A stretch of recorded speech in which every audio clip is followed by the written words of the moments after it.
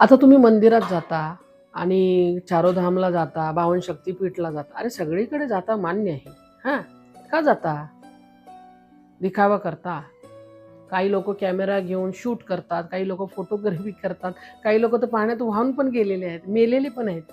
कोण लोकांवर डोंगर पण कोसळलेला आहे. कारण तुमचं पापकर्मच तिथे आलेलं आहे. अरे तुम्ही दिखावा करायला मुळात जाऊ नका.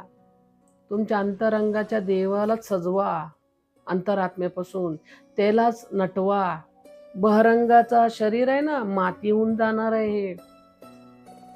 काहीच राहणार नाही. एक मुष्ठी राख होऊन जाणार आहे त्याचं. हे दिखावा कोणाला देवाला नकोय. काय करायचं असेल, तुमच्या अंतरात्म्याला सजवा, अंतरात्म्याशी संवाद साधा, अंतरात्म्याशी प्रेम करा.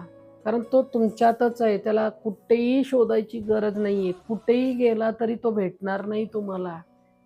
तो चराचरात व्यापून उरला आहे. पण तुमच्या शोध तुमच्यात आहे. तुमच्यात शोध घ्या.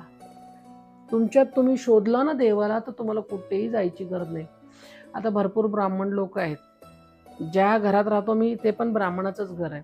आता ज्या ब्राह्मणाच्या घरी राहतो ना, त्यांच्या बहिणी सगळे म्हणे, आम्ही 12 ज्योतिर्लिंगला गेलो, शक्तिपीठाला गेलो. अरे तुम्ही सगळीकडे गेला, पण धनापासून, मनापासून तुम्ही कोणाची मदत करता का?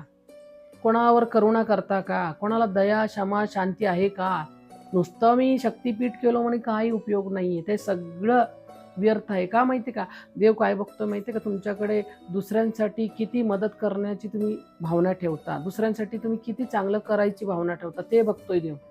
मी इथे जप करतोय, त्याला हाळ होऊ दे, त्याचा सत्यानाश होऊ दे, हे विचार करतो. तर जप कुठे फलित होणार आहे? देव कुठे प्राप्त होणार आहे तुम्हाला? हे पहिलं तुम्ही बघा.